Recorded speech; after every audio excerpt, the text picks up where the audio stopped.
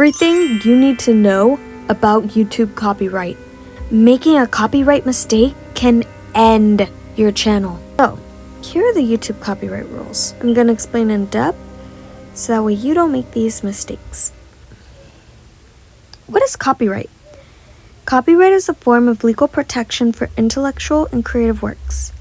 It is provided to authors and creators of original works of expression, including literary, musical, dramatic, artistic, sound, and audiovisual works.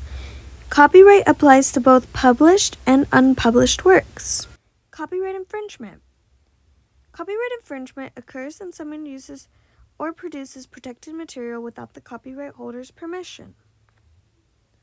Fair use. Here's where everything gets tricky. According to the copyright psu.edu, fair use gives the users the right to use copyrighted material without permission under certain circumstances.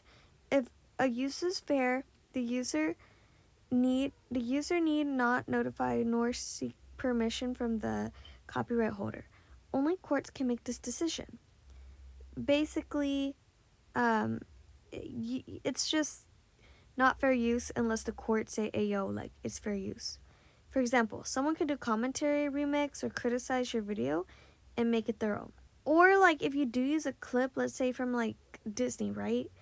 You don't use the entire video. You use like 3 seconds of it.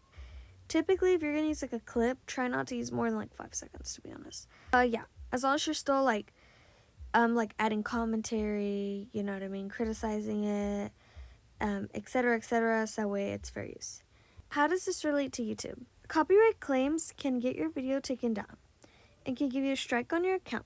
If you have a video that was stolen and re-uploaded, you can report that account and go through the YouTube copyright takedown process. You do not want a strike. 3 strikes, you're out. I'll have another video explaining what strikes are, but essentially, if you get 3 strikes, your account can literally get terminated for life. Music. So this is what I will say a lot of YouTubers don't know, or they kind of know, but not fully. The biggest problem small YouTubers have is music. Music can enhance your video, but if you use copyrighted music, you can risk a strike on your account, even if it's playing accidentally in the background. Here's your options. On Shorts, you can use the audio library. You can use YouTube audio library on long form.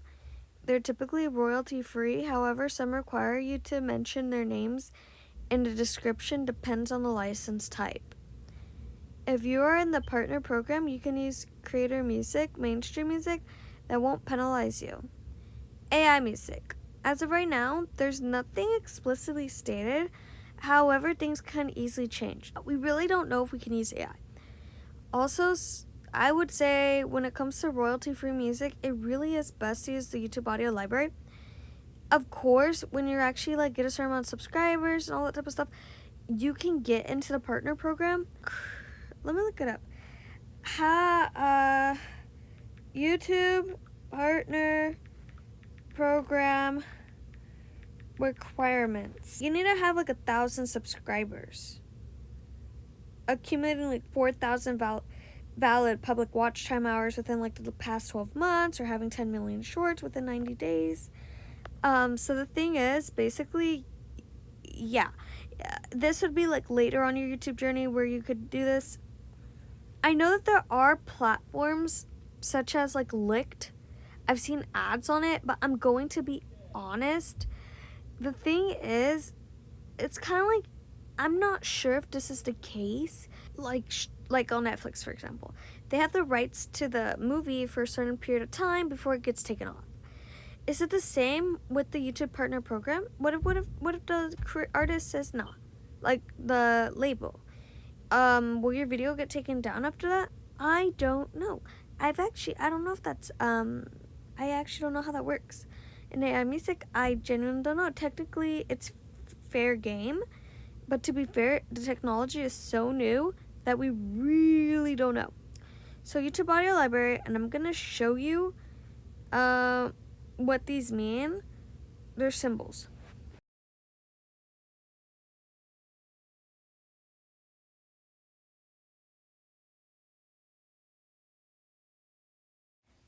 In the filters, you can put genre, mood, etc., etc., duration, blah, blah, blah.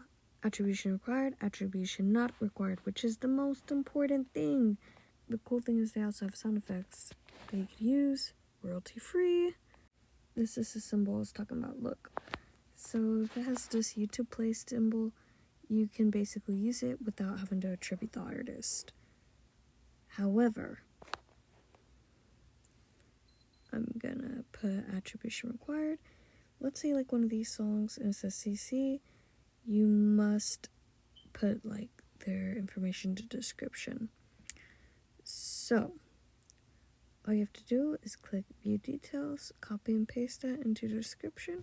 And it's so bad, like you could get sued. A long time ago, this girl, this lady, she had a baby that was dancing to, and it was like a Disney song in the background, I think it was Disney. Anyways, Disney tried to sue her or something. And, yeah. So, it's just like one of those things where it's like, just, to be safe for now, just use YouTube audio library.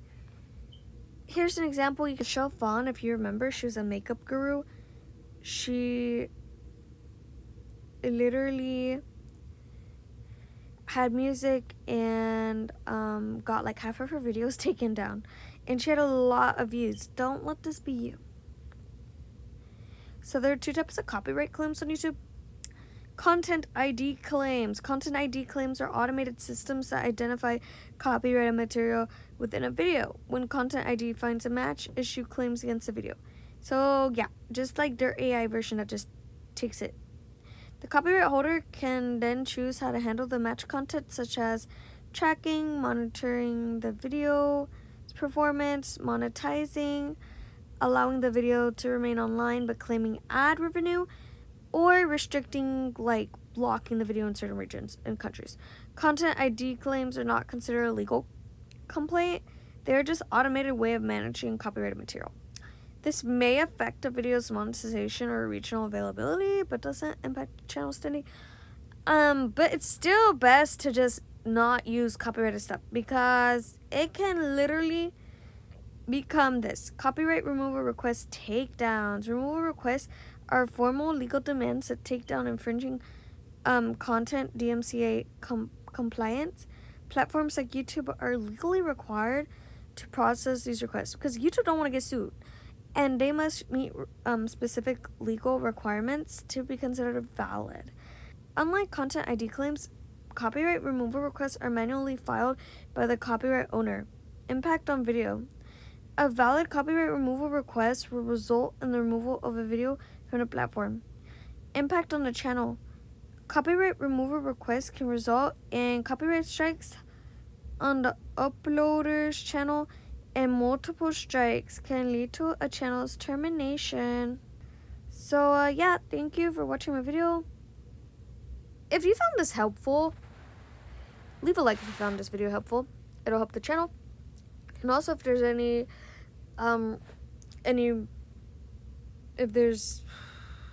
if you have any requests, leave them in the comments down below. Any questions, any requests, video requests. Also, the strikes video will be linked down below. In addition, there's the tools I like to use for YouTube. There are a couple cool tools. There are a few tools that I enjoy using for YouTube, which is Canva and YouTube Studio Pro. The links to those will be down in the description below. You could check them out. I have videos explaining how to use them. If they're not uploaded yet, they'll be uploaded in the near future. Thank you and goodbye.